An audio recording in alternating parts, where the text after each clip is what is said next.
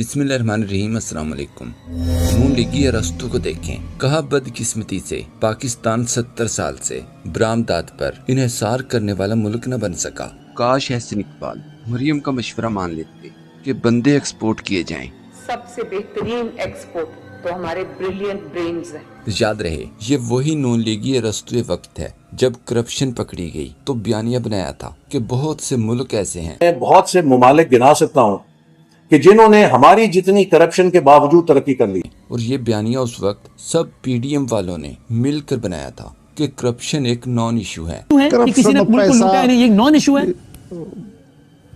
Non issue है, मेरे लिए नॉन इशू है। एहसन इकबाल के इस बयान पर दिलचस्प मालूमाती और कब्ज तोड़ तबसरे देखने से पहले जान लें कि असल में पाकिस्तान के साथ हुआ क्या है। हकीकत यह है कि ये तबाही 70 साल की नहीं बल्कि 35 सालों की थी, जिसे इमरान खान ने कामयाबी से ठीक कर दिया था। मौजूदा तबाही पिछले चंद साल के फैसलों की वजह से है। पब्लिसिटी जो है वो मियां साहब की आवाम के पैसों से कर रहे हैं। लेकिन मेरी बात सुने, हुकूमत किसकी है पंजाब में?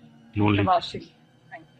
याद रहे, अरस्तु 35 साल के विजन पिछले 35 साल से पेश कर रहे हैं। एक और नून लीगी हर बार जाली वोटों से जीतने वाले ख्वाजा आसिफ का ये क्लिप देखें। मैं पेट्रोलियम का भी रहा, पावर का भी रहा, वाटर का भी रहा, स्पोर्ट्स का भी रहा, प्राइवेटाइजेशन का भी। मसला कोई नहीं हल होया ना चो।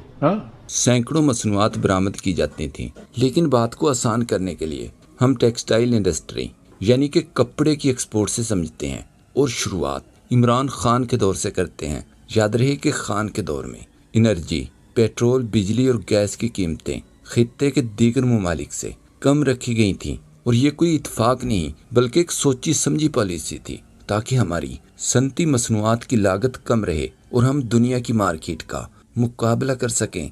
और फिर रजीम चेंज के बाद तेल और बिजली की कीमतों में बेतहाशा इजाफा कर दिया गया। जाहिलाना फैसले का सीधा असर ये हुआ कि कपड़े की कोई किस्म जो पहले पाकिस्तान से बाहर जाती थी वो पेट्रोल, गैस और बिजली महंगी होने की वजह से भारत और बांग्लादेश के मुकाबले में यहाँ ज्यादा महंगी बनने लगी। और अब जाहिर है इंटरनेशनल मार्केट में कोई पागल ही होगा जो इंडिया और बांग्लादेश का सस्ता कपड़ा छोड़कर पाकिस्तान से महंगा खरीदता। नतीजा ये निकला कि संतकारों ने अपनी लागत को कंट्रोल करने और इंटरनेशनल मार्केट में टिके रहने के लिए गरीब किसानों से कपास कम कीमत पर खरीदना शुरू कर दी। लेकिन हुकूमत फिर भी न रुकी, पेट्रोल बिजली की कीमतें मजीद बढ़ाती चली गई। अब संतकार कपास सस्ते खरीद कर भी कपड़े की कीमत कम रखने में नाकाम होने लगे। जब किसान को इसके खून पसीने की मेहनत का पूरा मुआवजा न मिला तो इसने कपास काश्त करना ही छोड़ दी या बहुत कम कर दी। इस तरह सोची समझी साजिश के तहत रोजाना अंडे खाने की बजाय मुर्गी ही ज़िबा कर दी गई और एक हंसती खेलती मईशत और इंडस्ट्री को अपने हाथों से तबाह कर दिया गया।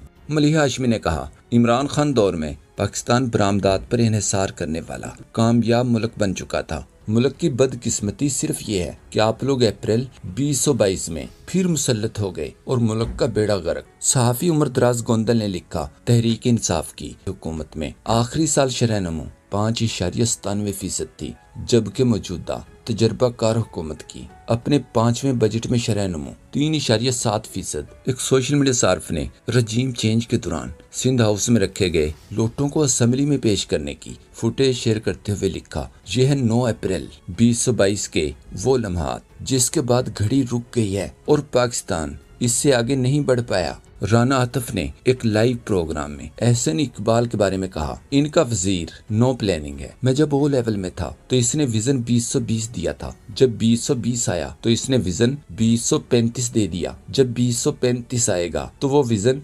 2047 दे देगा। अतर काजमी ने कहा, पेट्रोल 150 से 400 तक पहुंचा। गवर्नेंस के हालात देखें कि वजीर तालीम कह रहे हैं कि 15,000 तनख्वाह कर दी। अवाम को तो ये सब पहले ही नजर आ रहा है कि ये पार्टी इस तरह नहीं चलेगी। एहसन इकबाल की ख्वाहिश देखें, कहा हर मुल्क ने 10-10 साल पॉलिसियों के तसलसल को यकीनी बनाया तब वो कामयाब हुआ। इस पर साले जाफरनामी सहाफी ने लुकमा दिया, मतलब आपको 10 साल मजीद चाहिए, अरस्तु ने कहा।